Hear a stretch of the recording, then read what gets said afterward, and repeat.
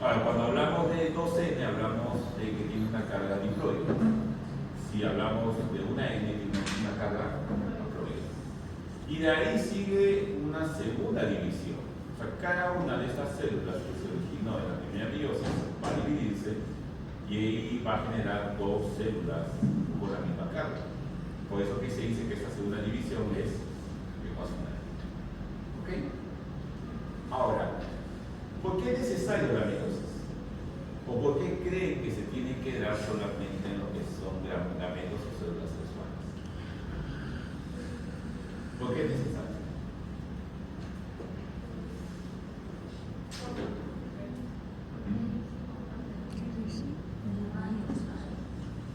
Ya, más o menos. Tibio. ¿Qué sucede? Que cuando se da la fecundación, ¿qué sucede? Las dos células. ¿Qué sucede?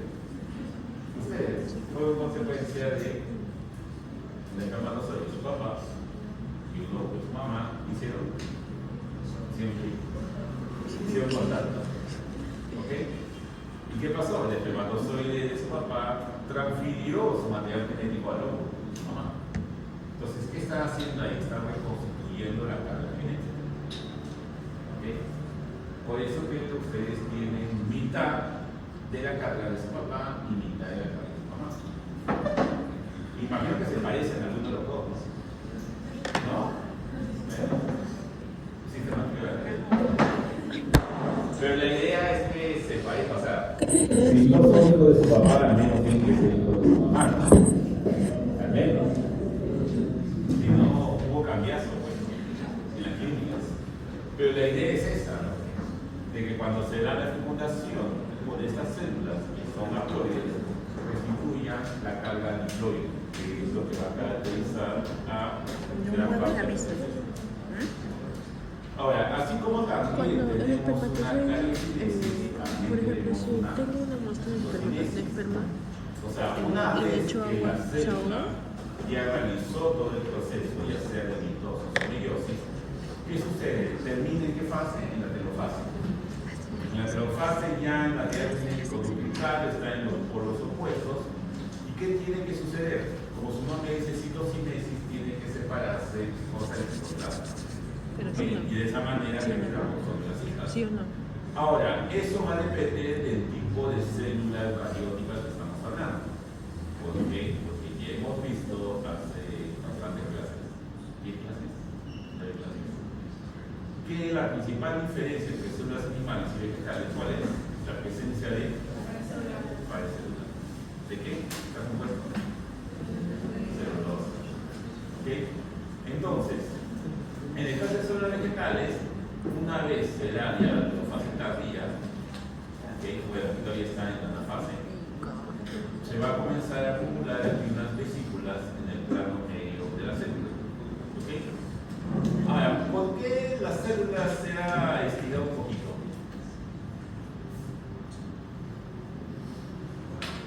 ¿Qué promueve ese estiramiento de las células? ¿Alguien sabe? En un ratito vamos a ver. Pero ven que está estirada, ¿no? Ahora, ¿qué sucede? Se van a acumular vesículas, se siguen acumulando, y sobre esas vesículas se va a generar ¿qué cosa? Una pared celular, acumulación de celulosa, para que al final todas esas vesículas se van a fusionar y se forme una nueva pared. Entonces, aquí si indicas, en el caso de células vegetales, es por la formación de una placa celular. Cosa muy diferente de lo que ocurre en células animales. En células animales no tienen pared celular. Entonces, una vez que se da ya la telofase, ¿qué ocurre aquí? Se forma un anillo contráctil. ¿Formado por qué? ¿Qué tipo de elemento del citoesqueleto está ahí? ¿Hasta educando? ¿Hasta educando? Microfilamento, No, eso todavía falta, ¿verdad? ¿Microtúbulos? No. ¿Microfilamentos? Vamos a las 12:50. Conjunción con la miosina. ¿Por qué los microtúbulos tienen otra función? función de los microtúbulos en todo este proceso del ciclo celular? Forman el uso. Exacto. ¿Okay? Y por ejemplo, ¿qué función tiene? Esa es una buena pregunta. Buena pregunta.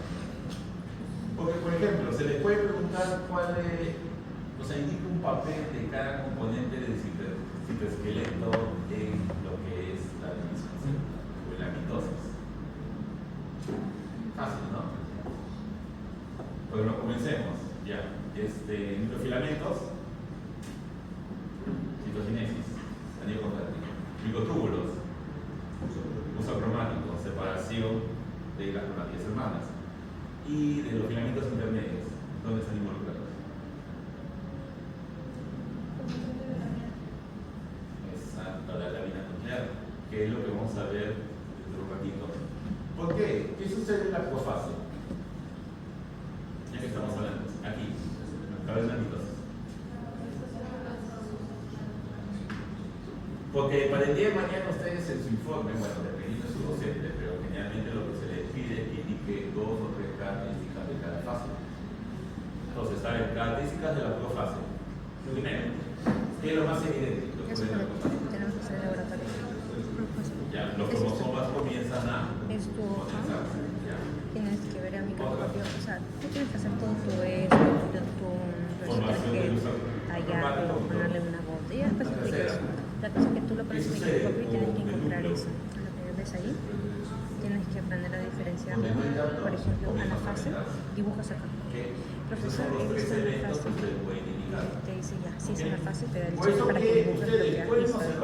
Lo dibujas y acá dices 3 Porque ese es características. algo que ustedes bastante se equivocan. Así sucesivamente con todas las fases. Diferenciar una Ese es profase y uno. una El segundo. Después interfase. explico ya. Y lo de diferenciar una anafase con una telofase. Después explico. Incluso hay algo Solamente que eso. internos, dicen, no, esa es una telofase. No, esa es una telofase. ¿Cómo diferencian una profase y una interfase?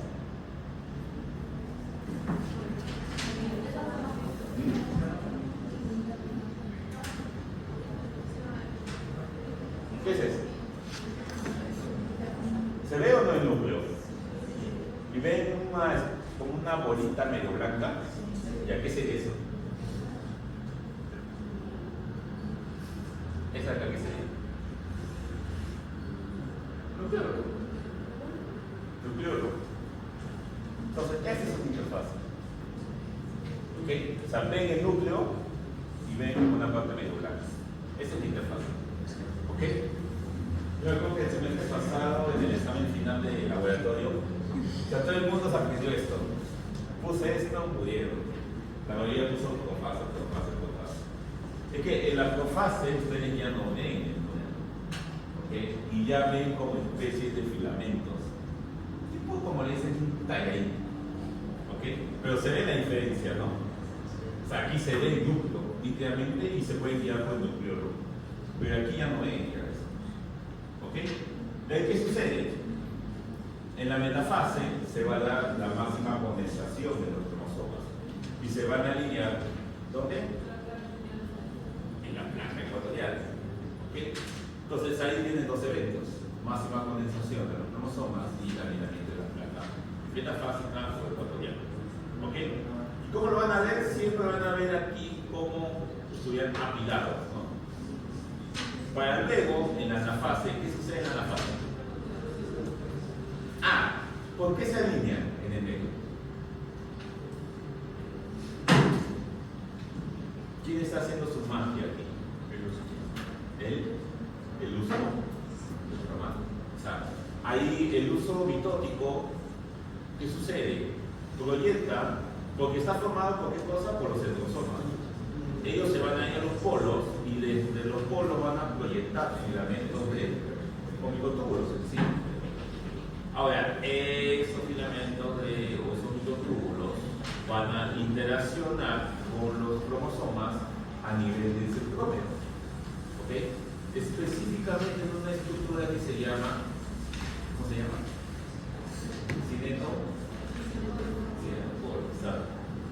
Por eso que de ahí lo van a traer y lo van a redirigir al centro. ¿Ok? Para luego en la anafase, ¿qué cosa va a suceder? Las van a separar. ¿Ok? Ahora, recordando, porque de repente se han olvidado, antes de que se dé la mitosis, esta célula pasó por la interfase. Y específicamente en la fase S, ¿qué ocurrió? La replicación del ADN. Entonces aquí tenemos ADN que está duplicado. Entonces, lo que aquí se está separando cuando llega a la anafase, ¿qué son? Como somos un pueblo, son 10 hermanos. Cromatía hermanas. ¿Ok? Entonces, la cromatía hermana básicamente es una copia, ¿ok?, del cromosoma. ¿Ok? Es muy diferente de la separación que vamos a ver en la meiosis. Aquí cada cromatida se está yendo hacia un polo. ¿Ok? Y luego en la telofase, ¿qué ocurre? Ya hay una, ¿qué cosa? O sea, aquí se condensó, aquí ¿qué ocurre? Descondensación. Y el núcleo comienza nuevamente a formarse. Por eso que ven la gran diferencia, ¿no? En la anafase, como dicen, son unas manitos. ¿Ok? Ya en la telofase ya no ven las manitos, ya ven básicamente que se está descondensando. Y uno está al frente del otro. ¿Ok? Entonces, no se equivoquen, son cosas diferentes. ¿Ok? Ahora, hay un punto importante, y esto ya lo vimos hace unas 5 semanas, 6 semanas. ¿Qué tiene que ocurrir en la profase? El núcleo tiene que calentarse. Y luego, ¿qué sucede en la telofase? El núcleo tiene que volver a reintegrarse. Ahora, ¿quién controla eso? Entonces, si recordamos la clase que tuvimos sobre el núcleo y sobre el citoesqueleto, recordamos de que, por ejemplo, ¿qué características tiene la carioteca o la envoltura nuclear? ¿Recuerdan? Tiene 2 membranas. ¿De acuerdo? Una membrana externa y una membrana interna. Tiene lo que es el complejo del polo nuclear. ¿De acuerdo? Donde hay tanto una importación como exportación de moléculas, como proteínas, por ejemplo. Pero ¿qué sucede? Esa capa, o lo que es la membrana interna del núcleo, está en contacto con estas proteínas del citoesqueleto, que son filamentos intermedios, que se llaman la lámina. ¿Okay? Entonces, esa lámina le va a dar un soporte estructural al núcleo. Igual, o sea, porque es un filamento intermedio. Entre los diferentes componentes del citoesqueleto vimos que hay 3, ¿se acuerdan? ¿Cuáles son? Microfilamentos, filamentos intermedios y microtúbulos. ¿Cuál es una diferencia de los filamentos intermedios con respecto a los microfilamentos y los microtúbulos? ¿De acuerdo?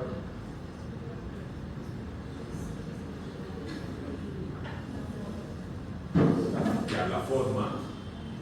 ¿Por qué? En el caso de los microtúbulos y los microfilamentos, como la actina, por ejemplo, se caracterizan porque tienen una polaridad, un lado positivo y un lado negativo, que les va a permitir, ¿qué cosa? Tener cierta dinámica, cosa que aprovechamos en lo que es la separación de los cromosomas y en lo que es la formación de los hidropoternos. Pero aquí, en el caso de los microfilamentos, ellos no tienen esa habilidad. Lo otro, lo que mencionaba su compañera, de que la gran diferencia también entre ellos es que en el caso de los microtúbulos y de los microfilamentos son unidades que se van adicionando, unidades regulares. ¿De acuerdo? La tubulina, la actina. Pero ¿qué sucede con los filamentos intermedios? ¿Son estructuras regulares? No. ¿Se acuerdan que eran como filamentos que se entrecruzan como una soga? Por eso que se caracterizan por ese soporte estructural, tanto a nivel de la célula como a nivel del núcleo. Ahora, ¿qué sucede con la lámina? Que cuando la célula, porque aquí es una interfaz, o sea, todo es felicidad, pero cuando entra la profase, ¿qué sucede? Comienzan a darse reacciones de fosforilación sobre esa lámina. Ahora, ¿qué hemos aprendido a lo largo de este curso? ¿Qué ocurre cuando una proteína es fosforilada?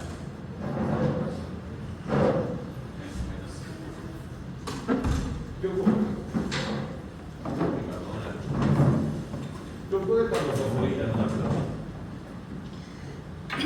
¿Qué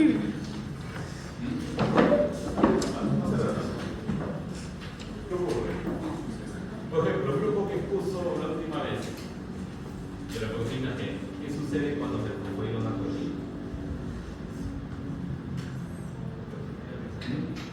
¿Cómo?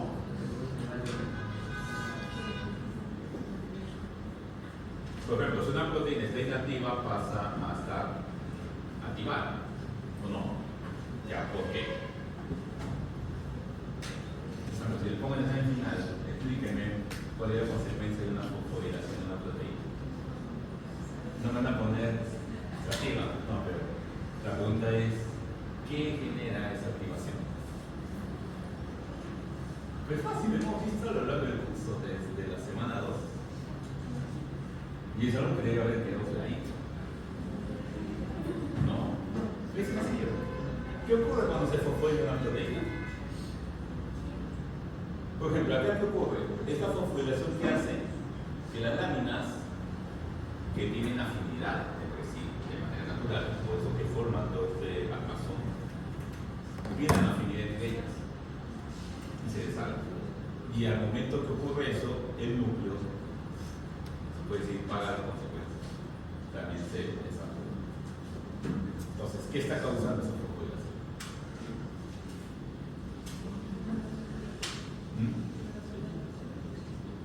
Claro, pero ¿qué? Ese fósforo que está haciendo sobre la proteína. Un cambio. ¿En dónde? Es una formación. Nunca se olviden, las proteínas, los ARN no codificadores, como los ARN ribosomales, los ARN de transferencia, tienen que tener una conformación estructural para que sean funcionales. Entonces, si hacemos una modificación sobre esa estructura, por ejemplo, fosforilando, vamos a alterar la conformación de esa proteína y en este caso vamos a lograr de que no tenga afinidad por sí misma y por eso se van a separar. ¿Ok? De ahí, ¿qué sucede? Sigue la mitosis y llegamos a ¿dónde? A la telofase. En la telofase, ¿qué ocurre con el núcleo? Comienza a formarse nuevamente. ¿Por qué? Porque ahora ocurre lo contrario, ocurren reacciones de fosforilación. O sea, todo este fósforo con esa laminina que tenemos ahí, lo quitamos. Entonces, ¿qué ocurre ahora? Nuevamente la laminina tiene un cambio en su conformación y ahora dice, ahora sí tengo afinidad nuevamente con mí mismo. Entonces comienza a reagruparse alrededor de cada uno de los cromosomas que han migrado los polos. Y sobre ellas comienzan a reintegrarse lo que es la doble membrana nuclear. Cuando llegamos a la telofase tardía, se puede decir que se ha formado una envoltura de lámina alrededor de cada cromosoma. Por consiguiente, también la membrana nuclear se está reintegrando. Para cuando ya se entra a la interfase, nuevamente, todas esas membranas se van a funcionar entre sí y van a reconstruir. ¿Okay? Moraleja, la fosforilación y desfosforilación va a ser diferente. ¿Okay? Pero nunca se olviden que es consecuencia de un cambio a nivel conformacional. Por eso que se ve de esa manera. Por eso que cuando hablan de la cascada de señalización, por ejemplo, de la proteína G, ¿qué ocurre? El mensaje viaja dentro de la célula. El segundo mensajero promueve reacciones de fosforilación de proteínas que están inactivas para que sean activas. ¿Y qué hace? Les cambia la conformación. No se olviden de ese detalle.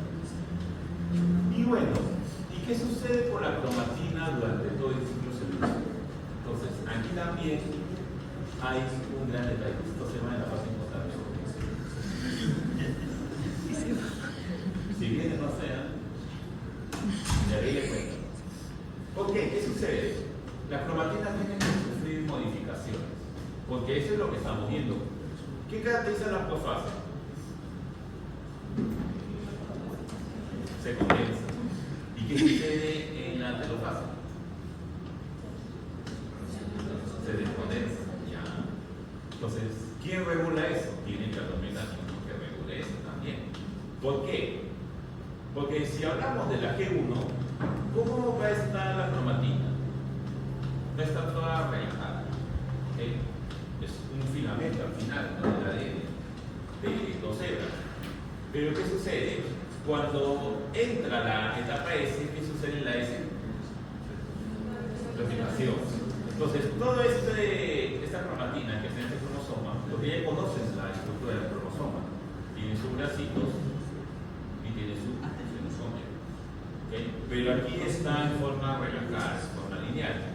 ¿Qué sucede cuando entra la etapa S? Va a haber una proteína llamada coenzima que se va a unir a ella. ¿Okay? Su mismo nombre les indica coenzima. Viene de cohesión. ¿Y qué es cohesión? ¿Por qué? Porque en la etapa S este cromosoma se va a replicar. ¿Okay?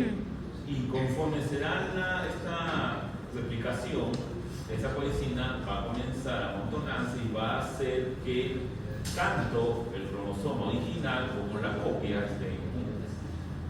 ¿Okay? No estén separadas. De ahí, ¿qué sucede? Pasa la etapa G2 y entra a la mitosis, a la apofase. Y ahí que vemos que la coenzima continúa manteniendo juntos la copia y el original. Entonces, cada uno de ellos va a tomar un nombre, que serían cromátidas hermanas. Pero, ¿qué sucede en la apofase? Hay una condensación. ¿Por qué? Otra proteína llamada condensina, su nombre mismo lo dice, condensa, va a comenzar a promover que este ADN se compacte. ¿Okay? Pero siempre manteniendo juntas a las copias, ¿okay?, a través de la coenzima. Para que la metafase, ¿qué sucede en la metafase? Se da una máxima condensación, ¿okay?, porque se sigue agregando más y más condensina. ¿Por qué es necesario que se compacte? Pregunta esa, 2 puntitos. ¿Por qué es necesario que se condense al máximo en la metafase? La cromatina. Para que la separación no haya pérdida de... Exacto. Para que al momento que se dé la separación, en donde la anafase, no exista pérdida de ADN. Porque el ADN que compone la cromatina, ya sabemos que es un filamento. Si lo estiramos, ¿cuánto mide? Más o menos 2 metros. Entonces, todo eso tiene que estar empaquetado para que sea correctamente separado en la anafase. Ahora, yo les pregunto, cuando entre la anafase, ¿va a seguir siendo necesario tener a la coenzima o no? No, porque necesitamos separar ahora estas partes hermanas. Por eso que de ahí, salud, va a aparecer la separasa.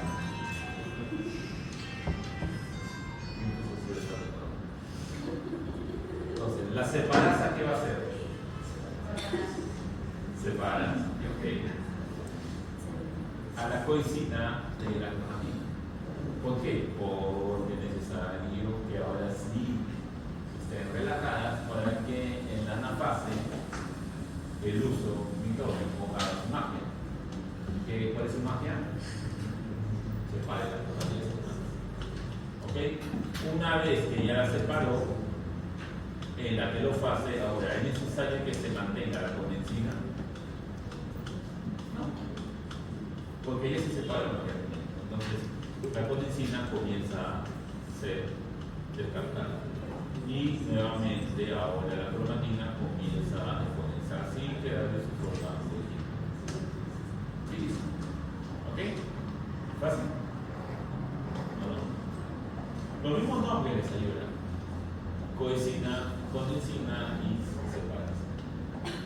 Entonces, de repente en el examen final le puede decir que en tal laboratorio Miguelito elabora un veneno que es capaz de inhibir la condensina. ¿Cuáles son las consecuencias biológicas de eso?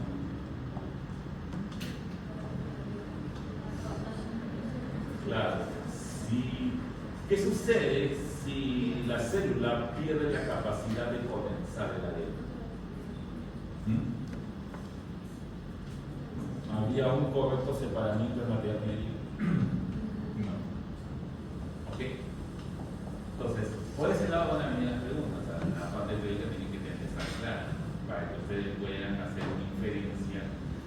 y decir qué puede pasar si es que pierde su función.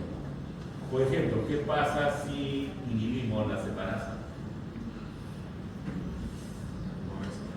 No hay separación. O sea, por más que quieras jalar el microtúbulo del cimetoporo, la separasa va a estar ahí. No, la coesina va a estar ahí unida. ¿Ok? Unas ideas de preguntas, ¿no? Entonces, y ahora, a nivel de uso cromático, ¿qué es lo que sucede? Como mencionamos, y ustedes ya recuerdan de la clase pasada, los cromosomas tienen una estructura. Tienen sus bracitos, tienen un centrómero. Entonces, a la altura del centrómero se va a formar un complejo llamado el cimetoporo, que va a tener dos capas, una capa externa y una capa interna. La capa externa es la que va a tener sitio de unión a los microtúbulos. ¿Okay? Mientras que la capa interna va a estar más relacionada con la formación de los cimetoporos y la replicación del centrómero, porque el centrómero también tiene que replicarse. ¿Ok? Entonces, ¿qué sucede? Y cuando se da la metafase, desde los centriolos se van a aprietar estos filamentos de microtúbulos. ¿Ok? Entonces, esos microtúbulos van a entrar en contacto con estos cimetoporos y de esa manera los van a agrupar al medio. ¿Ok?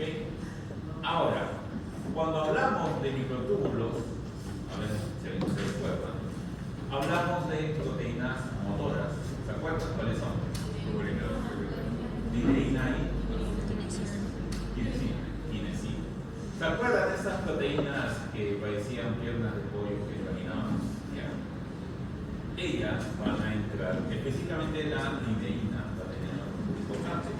¿Por qué? Porque aquí se va a anclar los microtúbulos y la lineína va a empezar a alargar uno de las cromatías hermanas, la va a tirar.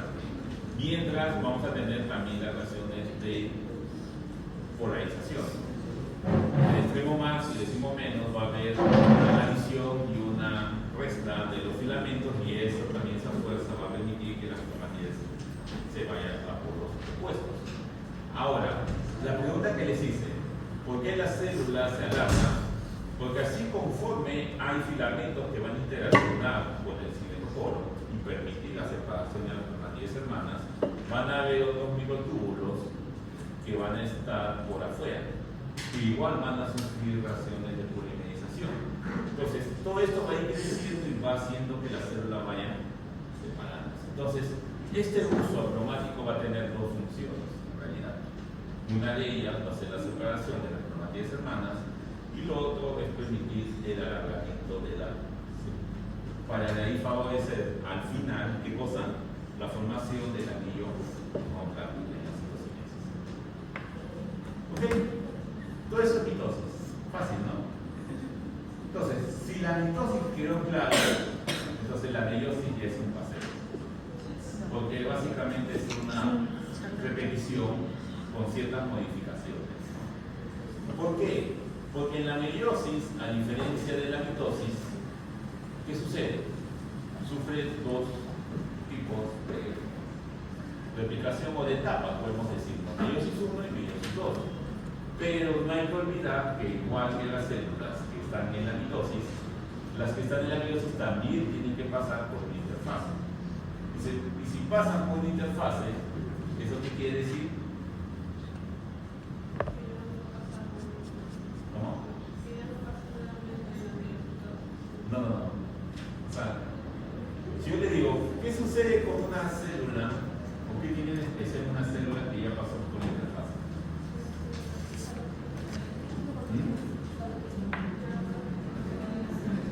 Claro, que ella tiene duplicado su material genético. ¿Okay? O sea, ven cómo uno les puede engañar con una pregunta. Porque otra cosa es que le diga qué sucede con una célula en fase S, ¿no? Y es muy fácil. Pero uno le puede hacer la pregunta de todo el contexto. ¿Qué sucede con una célula cuando pasa la interfase? Entonces, se supone que ustedes tienen que saber que la interfase está en la fase S. Entonces, la primera respuesta que tienen que tener en su mente es determinación del área. Claro, solo que cuando estemos, o cuando ustedes estén en el examen, ahí los nervios pueden reaccionar. ¿Okay? Pero por eso le digo, aprovechen, o sea, si tienen problemas cuando tú les haces una unidad por la cantidad de temas, procesos, enzimas que tienen que aprender, enfóquense primero en esos temas que son más sencillos. De ahí ya vayan por lo difícil. ¿Okay? O sea, mejor es dominar algo bien que dominar algo a medio. Entonces, yo les recomiendo, y supongo que están estudiando, ¿no? Pero vayan primero por los temas fáciles. Los temas difíciles déjenlos al final. ¿Okay? Mejor aseguren cierto puntaje con esos temas más accesibles para todos ustedes que con lo más complicado. Salud. ¿Cuál es el tema más complicado hasta ahora de esta segunda ronda? Para tomar más cuenta. El último más complicado. No, pero de lo que hemos visto hasta ahora, entre replicación, transcripción y traducción, ¿cuál es más difícil? ¿Todo? No, entre los tres. Transcripción. No, pero transcripción y replicación van de la mano. La traducción ya es algo más, o sea, por el código genético, ¿no? Es un poquito más complicado. Pero tampoco la idea es que se memoricen el código genético. Pero como les dije, o sea, al menos tienen que tener en claro cuál es el colon de inicio y cuál es el colon de terminación. Al menos. ¿Okay? O si les pongo el gráfico circular, al menos sepan interpretarlo.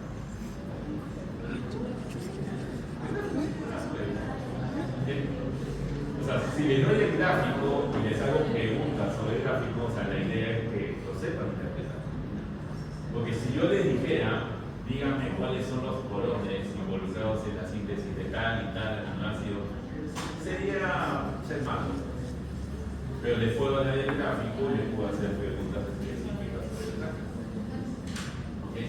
Pero la cosa es que sepan interpretar, ¿okay? Sepan qué indique. Porque al final, como investigadores, ustedes, o sea, no van a tener eso en su mente, no van a tener su plantilla, no al costado y van a ver eso. Ok, regresemos. Entonces, en el caso de la meiosis, como les digo, toda célula que entra a la meiosis 1 tiene que haber pasado por interfase. Y si pasó por interfase, quiere decir que su material genético se ha multiplicado. ¿Ok? Entonces, igual que en la mitosis, la célula pasa por la T1, porque todos sus cromosomas en la S y se prepara para la división durante la fase G2. Y esta es la meiosis, ¿no? Tenemos la 1 y la 2. Ahora, ese es un punto muy importante que muchos caen en el laboratorio específicamente.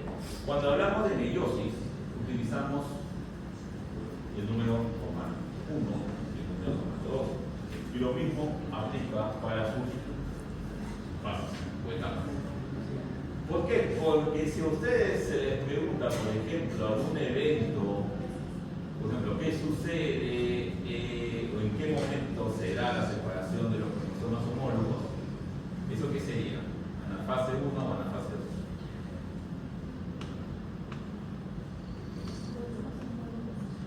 2? ¿1 o 2? Cromosomas homólogos. 1. En la 2 no cromátides, hermanos. ¿Ya? Entonces, si son o sea, la idea es que pongan a la fase 1, ¿no? Pero si ponen solamente a la fase, está mal. Porque si ponen a la fase sin ningún numerito de romanos, están invocando aquí a la mitosis. ¿Okay? Entonces tengan bastante cuidado con eso. Porque ya he visto que muchos alumnos, considerando que cada estación tiene 2 minutos para responder, muchos se muñequean, se ponen nerviosos y se olvidan poner el número respectivo. Entonces tengan bastante cuidado. ¿Okay? Entonces, la meiosis 1, de lo que tenemos una célula 2N, generamos 2 células con N.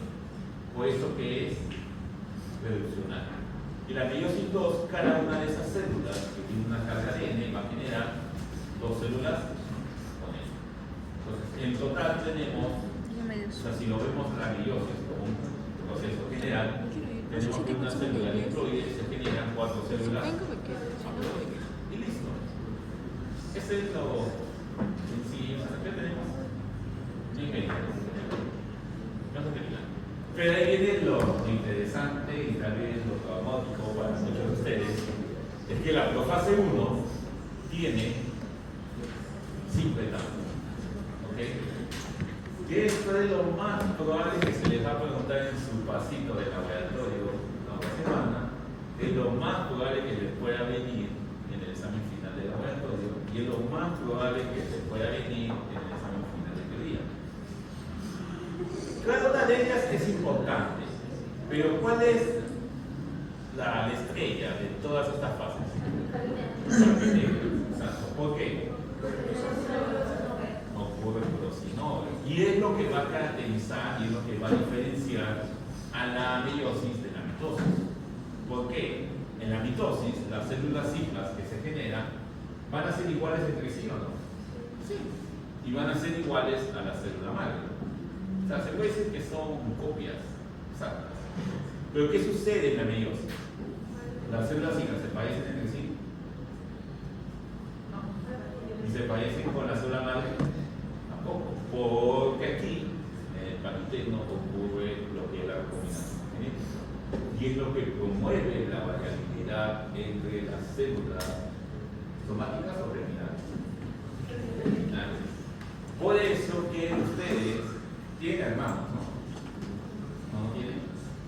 Ya, pero si tuvieran, ¿serían iguales o no? Ustedes. No. Ok, son diferentes. Algunos son tan diferentes que no pueden ser hermanos, pero todo eso es consecuencia del papiteno. ¿Por qué? Porque existe un intercambio de material genético entre cromátidas de diferentes tipos. Entonces, ¿qué sucede?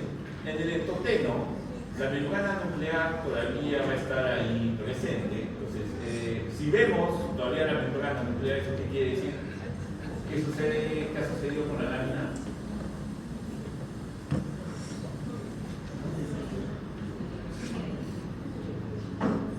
Sigue ahí, no la pasó nada. ¿Le ha caído fósforo o no? ¿Fosforilación? No, todavía.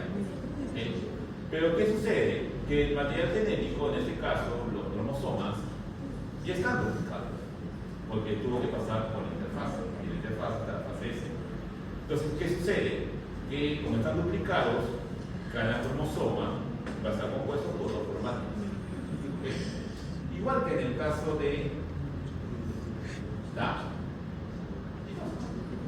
¿Okay? Entonces, ¿de ahí qué sucede? Que se va a empezar a formar el núcleo sinaptonémico. Entonces, los dos cromosomas homólogos, porque aquí estamos hablando de cromosomas homólogos, por ejemplo, podría ser el cromosoma 1 materno y el cromosoma 2 materno. Céntrense aquí, jóvenes. Bien que les estoy dando las picas, ¿eh? Si no se han dado cuenta, porque me he tratado de buena animalidad. Pero después no digan, profe, que no nos ayuda. En esta clase les estoy dando varios spoilers de lo que puedo contar, si se dan cuenta. ¿O no? Ya. Entonces, si siguen en su celular, conversando, estudiando su seminario, que supuestamente ya debieron haber estudiado, ya no es mi culpa. Entonces, ¿qué sucede? Que aquí estamos hablando, o sea, por ejemplo, imaginemos que estemos hablando de la mamá de cada uno de ustedes, ¿ok? Entonces, vamos a ver cómo se producen los óvulos de esta mamá. Entonces, aquí en su mamá hablemos específicamente del cromosoma 1. Entonces, este sería el cromosoma 1 de su abuelo, de ustedes, y el cromosoma 1 de su abuela, que está en su mamá, esa poca de mamá. Y cada uno de ellos está duplicado. Ahora, ¿qué sucede en el cigoteno? Que estos cromosomas homólogos van a comenzar a variarse. Pero no olvidemos que cada una de ellas tiene sus cromátidas. Entonces, en total, ¿cuántas cromátidas vamos a tener ahí? 4. ¿Ok? Porque cada cromosoma homólogo tiene 2. Y aquí, cuando se está formando este complejo sinaptonémico, hablamos de lo que es la formación del bivalente. ¿Okay? Entonces, el bivalente se referiría a los dos cromosomas homólogos que están comenzando a juntarse. De ahí, en el parenteno, ya se dio por completo la formación de complejos sinatonémicos. Entonces, cuando ya ocurre esa formación completa, hablamos de tetas. ¿Por qué? Porque ahí se está refiriendo a qué cosa? A los cuatro cromatías hermanas. Cada dos provienen del cromosoma homólogo. ¿Y ahí qué ocurre? Ocurre el crossover o recombinación genética. Básicamente los cromosomas homólogos se aparean. Es decir, cromátida hermana de uno de los cromosomas homólogos se junta con la cromátida del otro cromosoma e intercambian su material genético. ¿Eso qué quiere decir? Que de los que ustedes, bueno, su mamá que originalmente tenía cromosoma del abuelo y de la abuela, ahora en el cromosoma del abuelo va a tener un fragmento del cromosoma de la abuela y viceversa. ¿Okay? Entonces, lo que ustedes han heredado no es necesariamente el cromosoma de la abuela, sino van a heredar el cromosoma de la abuela con parte del cromosoma de la abuela. Por eso que ustedes a veces se pueden parecer un poco a sus abuelos. ¿Okay? ¿De ahí qué sucede? Se da esa recombinación y en el diploteno van a ver la presencia de cruzamientos, que serían los quiasmas. Entonces, si ven un quiasma, ese quiasma va a indicar de que ahí hubo un cruzamiento o una recombinación. ¿Ok? Y los cromosomas comienzan a, este complejo sinatonémico que se había formado comienza a separarse. ¿Ok? Y luego en la diacinesis, esos quiasmas migran hacia los extremos. ¿Ok? Y ya los cromosomas ya están condensados para la siguiente fase, que es la metafase. ¿Ok? ¿Sencillo? ¿La clave cuál es? Ahora, ¿qué es lo que tienen que saber? Que cada cromosoma tiene su cromatida hermana. Entonces, son 4 cromatías hermanas que se van a juntar donde en el capiteno, una vez que termina la formación del complejo sinatonémico, lo que me va a ayudar a las tetras. ¿Ok? Podemos hablar de tetras, de diploteno, de asinesis, no, sería solamente del capiteno. ¿Ok? Igual en el caso equivalente lo hablaríamos en el cigoteno. ¿Ok? Ahora, si lo vemos desde el punto de vista del condensamiento de la cromatina, nuevamente, pero luego de la fase 1, tenemos que la interfase, ¿qué sucede? ¿Va a estar condensada o no en la interfase? ¿Ok? Entonces eso quiere decir que la condensina y exosomatina ¿okay? Entonces, ¿qué sucede? Aquí tenemos un cromosoma homólogo y aquí tenemos el otro. Entonces, en la interfase se van a duplicar y van a generar las cromátidas. ¿Okay? Entonces, 2 cromátidas por cada cromosoma homólogo.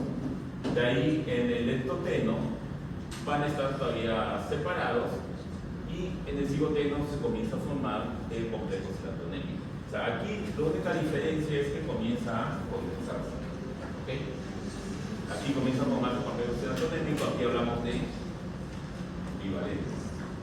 De ahí el paquiteno se formó por completo y los 4 cromátidas están juntas. Y aquí hablamos de tetras. Y aquí es donde se da la recombinación. Y de ahí en el diploteno y asinesis ya ese complejo sinatonémico se desarma. Entonces, ese complejo sinatonémico, cuando se forma, es como un cierre, por ejemplo. ¿Okay?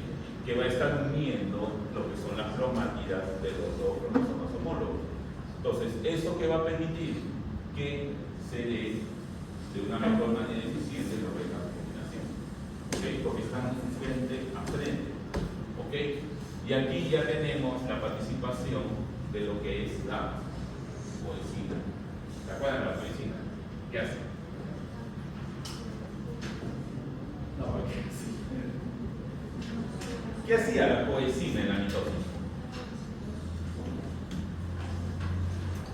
Se olvidaron ya. Cohesión. Junta. ¿Qué cosa? A las copias. A las cromátidas. Ok, coenzima. Y aquí están las 2 cromátidas de un cromosoma homólogo. Y de ahí, ¿cómo promueve el funcionamiento. ¿Ok? Por eso les digo que si ustedes dominan bien la mitosis, pueden extrapolar la meiosis, ¿no? Solo que la gran diferencia, ¿cuál es? La profase. ¿Ok? Y de ahí, bueno, ya vimos que ocurre aquí en la profase 1, en la metafase 1, nuevamente de manera similar. ¿Quién hace su magia ahí? ¿Quién lleva a los cromosomas homólogos a la placa ecuatorial? El uso cromático. Nuevamente recordamos que los microtúbulos se están interaccionando con la capa externa del cinetocoro. ¿Okay? Y también se va a producir este alargamiento, ¿no?, de la célula.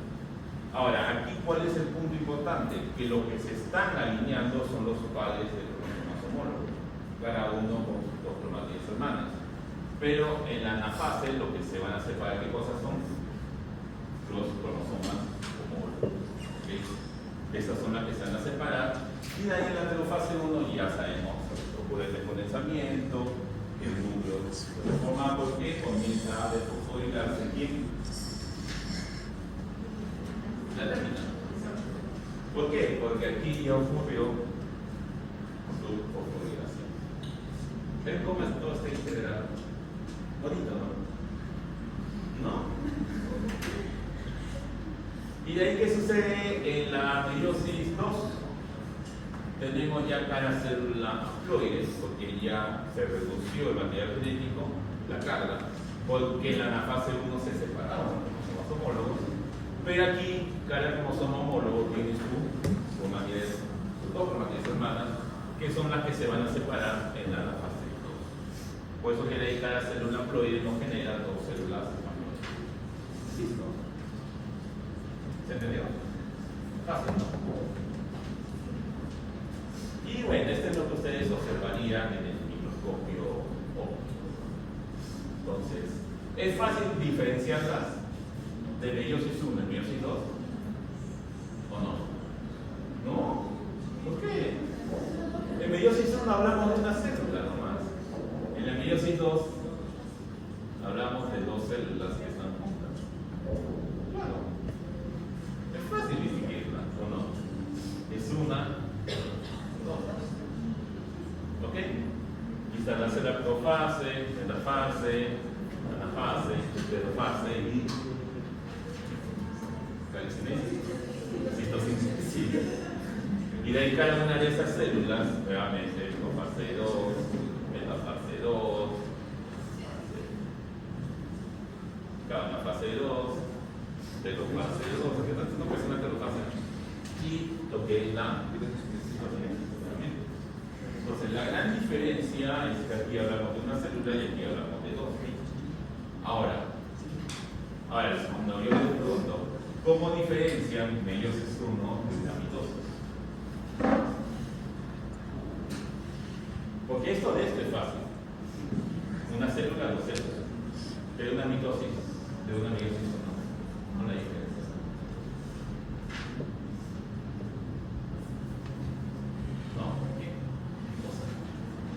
Por ejemplo, en el examen final de laboratorio, cuando ustedes vayan al microscopio y vean, por ejemplo,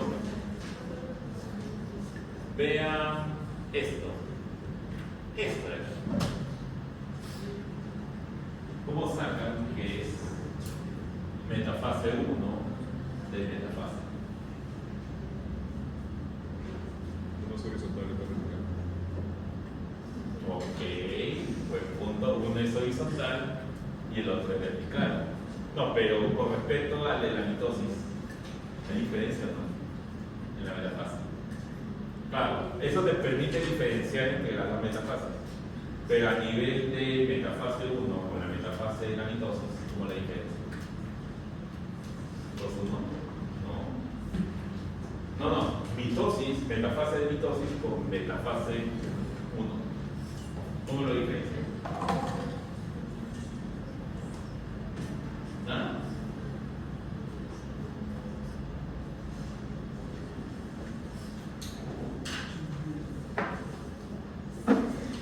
¿No? ¿Qué cosa? Bueno, voy a asumir que todavía no han hecho la práctica, aunque sí lo han hecho después de pasado. ¿A cuánto de aumento van a observar la mitosis? Ya, la meiosis.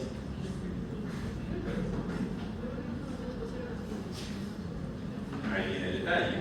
O sea, dependiendo de su docente, si su docente es buena gente, va a dejar la mitosis a 400X y la meiosis a 1000X. ¿Ok? Pero hay docentes, por eso vas a hablar, que les gusta colocar las mitosis a 1000X o a 100X, ¿no? Pero ¿cómo la diferencia? También puede ser la definición, pero a veces también engaña. Ven por el tamaño.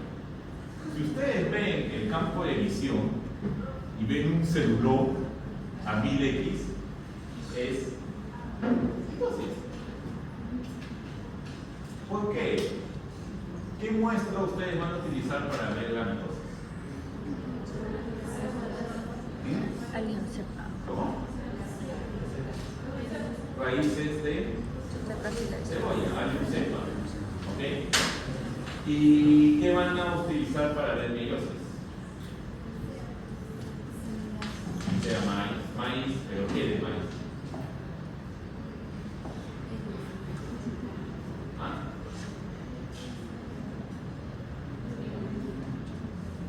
Espiga. Exacto, porque van a ver qué cosa, los granos de polen. Y estos son pequeñitos, comparados con las células de la raíz que es grande. Entonces, por eso que ustedes utilizan 1000X, porque es muy pequeño. Observado, en el caso de lo que es célula de raíz, con 400X ya es más que suficiente. Pero si tú pones el de mitosis, el de alium cepa, a 1000X, lo van a ver grandazo. ¿Ok? O sea, piensen por la escala. Por eso que el día de mañana, si ustedes mañana van a realizar la gráfica, ¿no? Y van a observar a 400X.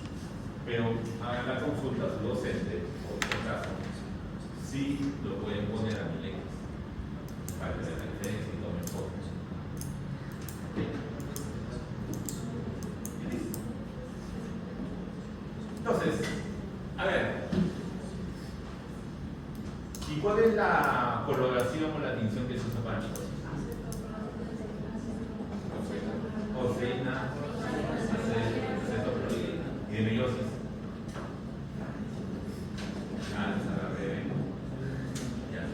Pregunten a su docente la próxima semana. ¿Okay? Porque generalmente, como. Exacto, también hace. La medio preparada para la guerra. ¿Por qué? Porque generalmente esas no solamente le van a preguntar qué fase es, ¿no? Le van a preguntar nombre científico, qué cosa, qué muestra, tinción, ¿ok? Entonces esas cosas tienen que quedar claras. Y es fácil. Solo te pregunten a su docente. Para mañana tienen que saber eso, al menos la oseína acetoproteína, la dos características, tienen que dibujarlo. Entonces, es fácil. Ya. Diferencia entre metafase 1 y metafase 2. En el metafase 1, ¿qué ocurre? ¿Quiénes se alinean? Los pares de cromosomas homólogos. En el caso de la metafase 2, ¿quiénes se alinean? Los cromosomas, ¿no? Porque ya no están los pares homólogos, realmente están los cromosomas. Y en la fase 1, ¿quiénes se separan? Los cromosomas homólogos. Y en la fase 2, ¿quiénes se separan? Las cromátidas. Listo. Entonces, a ver, para terminar, mitosis será en células somáticas, que pueden ser haploides o diploides, depende del organismo, ¿no? En el caso de la meiosis, será en las células germinales en los organismos diploides. Da lugar a que la mitosis, dos células idénticas entre sí e idénticas a la progenitora. Mientras que en el caso de la meiosis son 4 células haploides, gametosporas, que no van a ser iguales a la progenitora, por la recombinación que han sufrido. El objetivo es de la mitosis, crecimiento celular en pluricelulares y la reproducción asexual en multicelulares, mientras que la meiosis es la producción de gametos para la reproducción igual, el número de divisiones en la mitosis es 1 y en la meiosis son 2 sucesivas. Los cromosomas en el plan de Collier se sitúan de 1 en 1 en la mitosis y en la meiosis por pares de homólogos. Buenas tardes. Ya. ¿Y hay recombinación o no en la mitosis? Meiosis, sí. En la anafase se separa cromátides en la mitosis y en la meiosis cromosomas homólogos en la primera y en la segunda cromátides. ¿Aporta variedad genética en la mitosis? No. Meiosis, sí. Listo. Entonces, a ver, en la naturaleza existen algunos animales que tienen capacidad especial de los sujetos de sus únicos. Un ejemplo de eso son las lagartijas que cuando están en situación de peligro pierden su cola para escapar de sus depredadores. Pero dicha cola después de unos días vuelve a crecer o regenerarse. ¿Qué tipo de cariocinesis realiza este animal para regenerar su cola? Mitosis, amigos. ¿Por qué?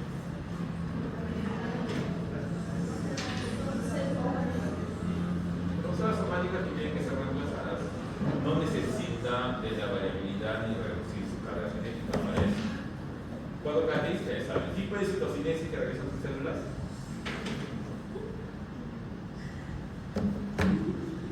¿La lagartija qué es? Puede ser el animal, entonces anillo cuadrático. Exacto. Al realizar la biopsia de tejido epitelial de un michi, se determina que dicha célula tiene 38 cromosomas. Si es una célula epitelial, es una célula somática. La carga de una célula somática es 12. Entonces el N, ¿cuánto es? 19. ¿Cuántos cromosomas tendrá el óvulo de dicha especie? 19. ¿Por qué? Ya ahí ustedes indican. ¿Cuántos cromosomas tendrá una célula muscular de dicha especie?